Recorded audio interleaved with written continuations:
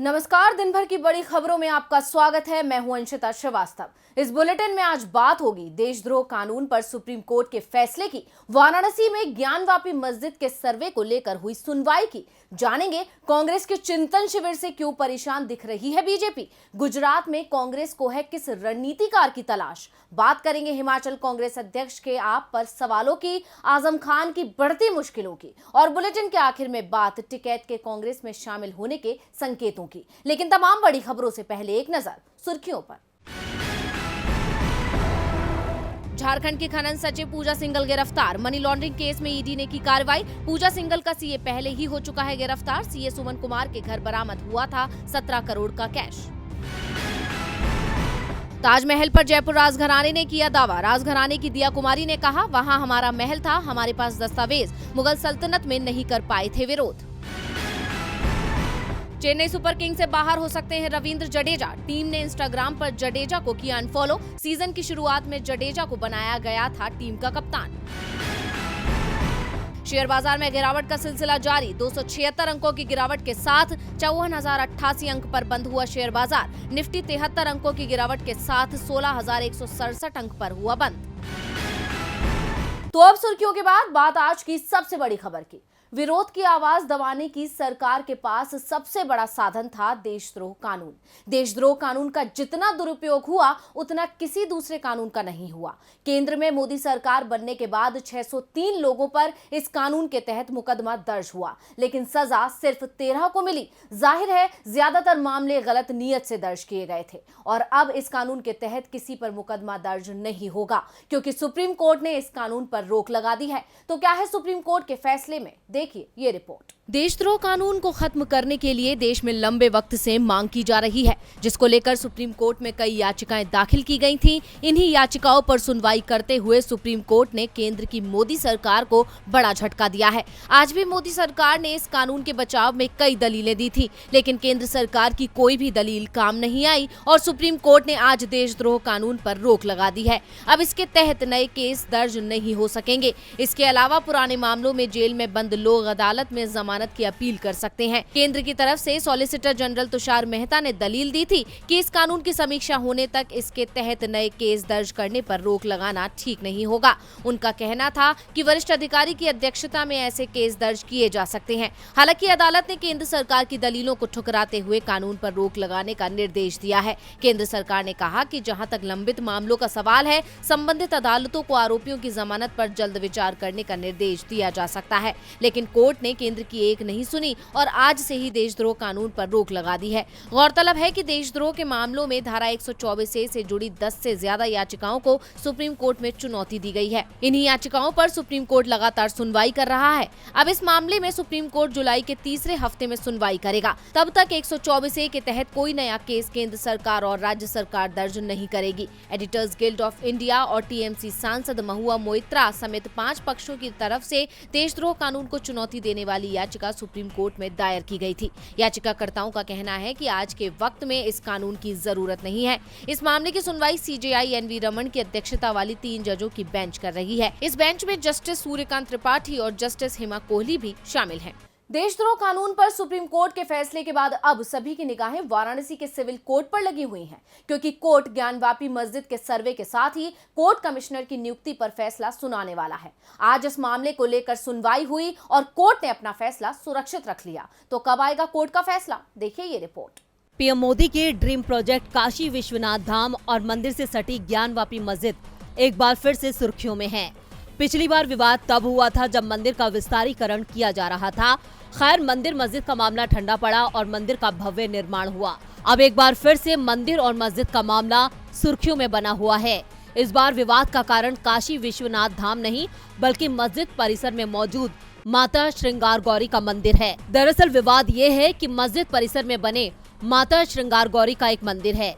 इसी मंदिर में रोज पूजा अर्चना की मांग को लेकर एक याचिका दाखिल की गई। कोर्ट ने पूजा की मांग वाली याचिका के बाद मस्जिद में आर्कियोलॉजिकल सर्वे का आदेश दे दिया, जिसके बाद सर्वे की टीम मस्जिद परिसर में पहुंची तो हंगामा हो गया। वाराणसी जिला एवं सत्र न्यायालय में ज्ञानवापी मस्जिद को लेकर आज सुनवाई हुई, जिस पर कोर्ट ने अपना फैसला सुरक्षित रख लिया।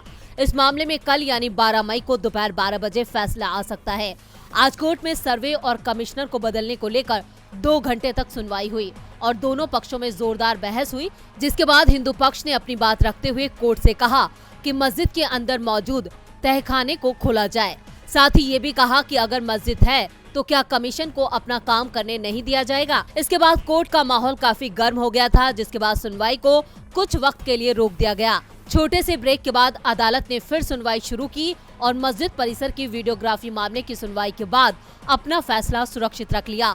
अब इस पर कोर्ट कल 12 बजे अपना फैसला देगा, जिसको लेकर सभी की नजरें इस वक्त कोर्ट पर टिकी हुई हैं। 12 बजे साफ हो जाएगा कि सर्वे होगा या नहीं होगा, तो कब होगा और किसकी निगरानी में होगा, कोर्ट कमिश्नर बदला जाएगा या नहीं, ये सब गुरुवार की दोपहर को साफ हो जाएगा। दोनों पक्ष कोर्ट के फैसले को लेकर चिंता में हैं, तो दूसरी ओर देश की सबसे बड़ी पार्टी भी चिंतन में डूबी हुई है। पिछले 8 सालों में कांग्रेस की स्थिति कमजोर हुई है, इसे लेकर पार्टी ने राजस्थान में चिंतन शिविर लगाने का फैसला किया।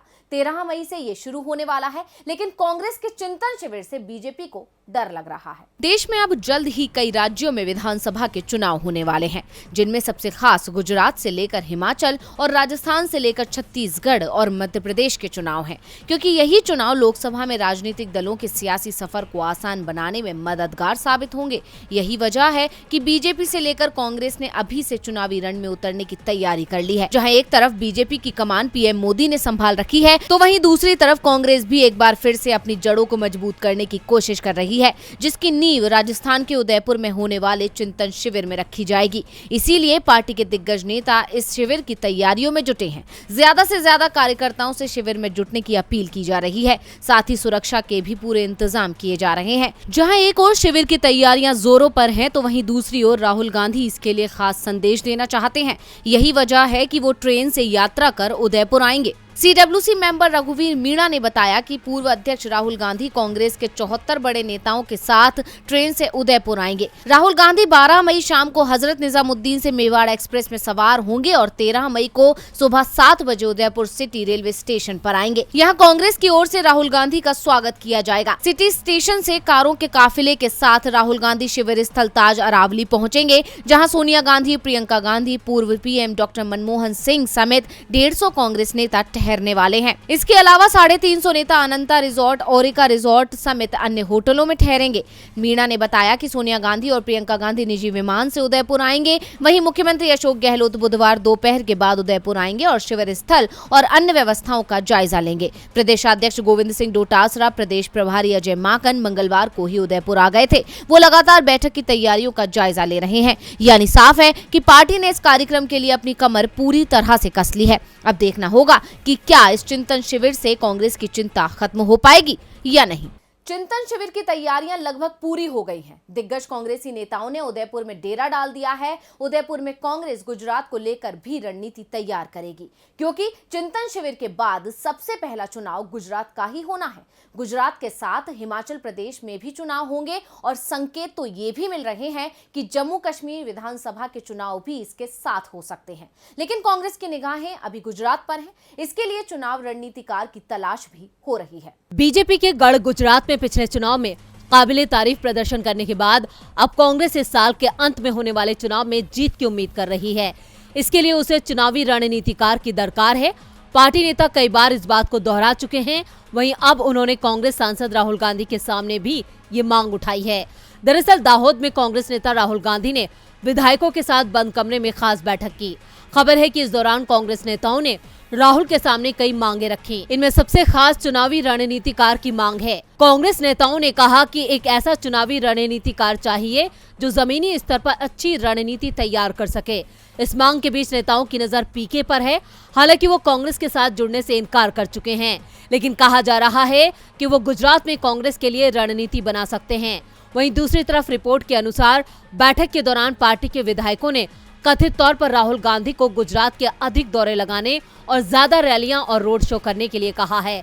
इसके अलावा पार्टी नेतृत्व ने मांग की है कि प्रियंका गांधी वाड्रा भी विधानसभा चुनाव से पहले राज्य में आए। इसी के साथ ही कांग्रेस विधायकों ने पार्टी के लिए गुजरात में मजबूत चेहरे की मांग की है। विधायकों ने राहुल से कहा कि पार्टी का चेहरा किसी विवाद में नहीं फंसना चाहिए और उसे हर जाति में स्वीकार किया जाना चाहिए। इसके अलावा गुजरात कांग्रेस के विधायकों ने महिला विधायकों के लिए और मौकों की मांग की है। साथ ही ये भी सहमति बनी कि राज्य में ज्यादा महिला विधायक होनी चाहिए। अब पार्टी के दिग्गज नेता लगातार हाथ को ताकत देने की कोशिश कर रहे हैं। ऐसे में देखना होगा कि कांग्रेस आला कमान किसे रणनीतिकार के तौर पर नियुक्त करता है। गुजरात के लिए कांग्रेस अपनी चुनावी रणनीति बनाने में जुटी है, तो हिमाचल में भी पार्टी पूरी मजबूती के साथ मुकाबला करने की तैयारी में है।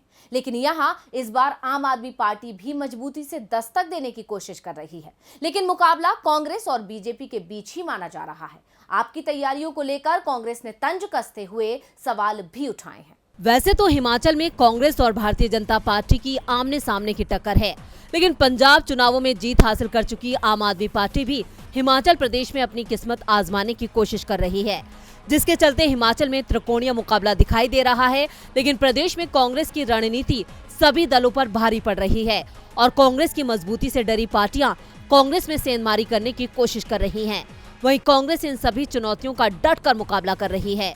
खासकर पार्टी की प्रदेश अध्यक्ष प्रतिभा सिंह हर मोर्चे पर बारीकी से ध्यान दे रही हैं और प्रदेश में पार्टी को मजबूत करने के लिए जमीनी स्तर पर मेहनत कर रही हैं। इसके अलावा बीजेपी और आप पर सवाल खड़े करती नजर आ रही हैं। उसी कड़ी में कांग्रेस ने प्रदेश में आम आदमी पार्टी को हो रही फंडिंग पर सवाल उठाए हैं।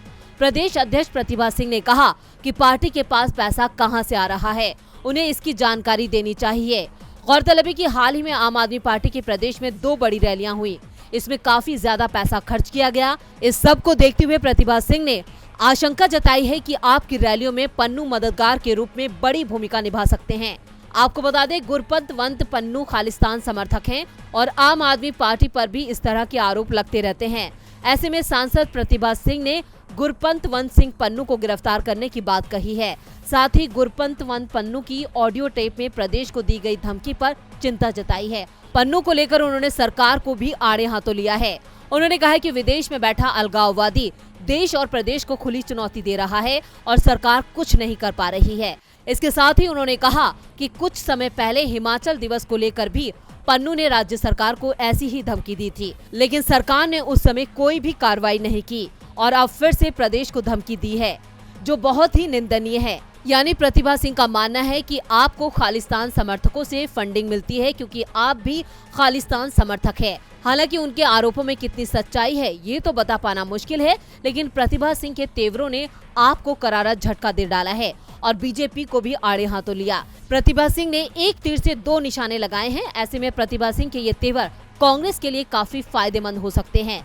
आपकी रैलियों में हो रहे खर्चे के पीछे किसका हाथ? आप पर कांग्रेस की प्रदेश अध्यक्ष ने कई गंभीर आरोप लगाए हैं। आपको कांग्रेस के आरोपों पर अपनी स्थिति साफ करनी होगी, नहीं तो ये बड़ा मुद्दा बन सकता है। आप मुश्किल में दिख रही है तो दूसरी ओर यूपी में दिग्गज समाजवादी नेता आजम खान भी मुश्किल में दिख रहे हैं। उन्हें एक मामले में जमानत मिलती है, उससे पहले दूसरा दर्ज हो जाता है। सपा के कद्दावर नेता और विधायक आजम खान लंबे वक्त से जेल से बाहर आने की बाट जो रहे हैं, लेकिन एक मामले ने उनकी आजादी पर फिर से ताला लगा दिया है। आजम खान को मंगलवार को इलाहाबाद हाईकोर्ट ने 87वें मामले में भी जमानत दे दी थी, लेकिन तभी सामने आ गया 88वां केस और आजम खान जेल से बाहर आते आते रह गए। कभी सत्ता में रहने वाले सपा नेता आजम खान की तूती बोला करती थी। उनके एक इशारे पर कानून तक बदल दिए जाते थे, लेकिन आज वो इसी कानून के शिकंजे में ऐसे फंसे हैं कि निकलते नहीं बन पा रहा है। दरअसल मार्च 2020 में एक शिकायत दर्ज कराई गई थी, जिसमें आजम खान पर आरोप था कि उन्होंने रामपुर पब्लिक स्कूल की मान्यता हासिल करने के लिए जाली दस्तावेज दिए थे। स्कूल 2015 में बना था। ब्लॉक एजुकेशन अफसर ने अज्ञात लोगों के खिलाफ शिकायत दी थी, लेकिन आजम के सितारे गर्दिश में हैं, तो उनका नाम सामने आना लाजमी था। आजम के वकील सफदर काजमी के अनुसार पिछले हफ्ते एक और मामला दर्ज होने की वजह से फिलहाल जेल से बाहर नहीं आ सकेंगे। वैसे आजम को इलाहाबाद हाईकोर्ट ने जमानत दे दी है। वक्फ बोर्ड की जमीन मामले में 5 मई को कोर्ट ने फैसला सुरक्षित कर लिया था। जमीन कब्जे के मामले में राहत नहीं मिलने पर पिछले हफ्ते आजम के वकील सुप्रीम कोर्ट पहुंचे थे। सुप्रीम कोर्ट ने इलाहाबाद हाईकोर्ट पर कड़ी टिप्पणी की थी। सुप्रीम कोर्ट ने कहा था कि 87 में से 86 मामलों में आजम खान को जमानत मिल चुकी है, तो एक मामले के लिए इतना लंबा वक्त क्यों लग रहा है। कोर्ट ने कहा कि 137 दिन बाद भी फैसला क्यों नहीं हो पाया। सुप्रीम कोर्ट ने इलाहाबाद हाईकोर्ट को फटकार लगाई थी। सुप्रीम कोर्ट ने कहा कि अगर इलाहाबाद हाई कोर्ट इस मामले में फैसला नहीं देगा तो हम इसमें दखल देंगे। सुप्रीम कोर्ट 11 मई को इस मामले पर अगली सुनवाई करने वाला था, लेकिन उससे पहले ही हाई कोर्ट ने फैसला कर आजम को जमानत दे दी। आजम खान पर दर्ज नए मामले की सुनवाई अब 19 मई को रामपुर कोर्ट में होगी। अब आजम खान को जमानत मिलेगी या वो जेल में ही रहेंगे, ये वक्त बताएगा। और बुलेटिन के आखिर में बात राकेश टिकैत की। किसान आंदोलन के दौरान किसान नेता राकेश टिकैत ने काफी सुर्खियां बटोरी थी। उनके तल्ख तेवर और मोदी सरकार पर कटाक्ष करने की कला को देखते हुए कयास थे कि आंदोलन के बाद वो सक्रिय राजनीति में आ सकते हैं, लेकिन उन्होंने सभी अटकलों को सिरे से खारिज कर दिया। लेकिन अब एक बार फिर उनके राजनीति में आने को लेकर अटकलें लगना शुरू हो गई हैं। आखिर क्या है मामला जिसने गरमाया अटकलों का बाजार? जानने के लिए देखिए ये खास रिपोर्ट। किसान नेता राकेश टिकैत अपने बयानों के चलते अक्सर ही सुर्खियों में बने रहते हैं और उनके इस बेबाक अंदाज के चलते कई बार उनके राजनीति में आने को लेकर कयास भी लगे हैं। हालांकि राकेश टिकैत ने हमेशा ही इन अटकलों को सिरे से खारिज कर दिया, लेकिन राजनीति में अटकलें लगाना तो कभी खत्म नहीं हो सकता और उसी कड़ी में राकेश टिकैत को लेकर एक बार फिर अटकलें लगनी शुरू हो गई हैं। कयास ये है कि राकेश टिकैत कांग्रेस में शामिल हो सकते हैं, क्योंकि कांग्रेस और राकेश टिकैत के बीच नजदीकियां बढ़ती नजर आ रही हैं। दरअसल ये अटकलें लगना तब शुरू हुआ जब उदयपुर में होने वाले कांग्रेस चिंतन शिविर से पहले हरियाणा के पूर्व मुख्यमंत्री भूपेंद्र सिंह हुड्डा ने किसान नेता राकेश टिकैत के साथ मुलाकात की। हालांकि पार्टी की तरफ से कहा गया है कि राकेश टिकैत से यह मुलाकात कृषि क्षेत्र के एजेंडे को लेकर हुई है, लेकिन खबरों ने जोर पकड़ लिया है क्योंकि कांग्रेस इस वक्त खुद को मजबूत करने की कोशिशों में लगी हुई है, जिसके चलते उसका पूरा फोकस 13 मई को होने वाले चिंतन शिविर पर है। गौरतलब है कि पिछले कुछ सालों में पार्टी का प्रदर्शन अच्छा नहीं रहा है। ऐसे में पार्टी मजबूती से वापसी की कोशिशों में लगी है और कांग्रेस जानती है कि इसके लिए उसे सभी की जरूरत पड़ेगी।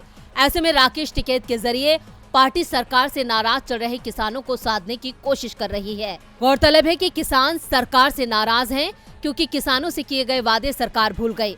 ऐसे में कांग्रेस किसानों की नाराजगी का फायदा उठाना चाहती है और किसानों में अपनी लोकप्रियता बढ़ाने के लिए पार्टी को टिकैत की जरूरत पड़ सकती है।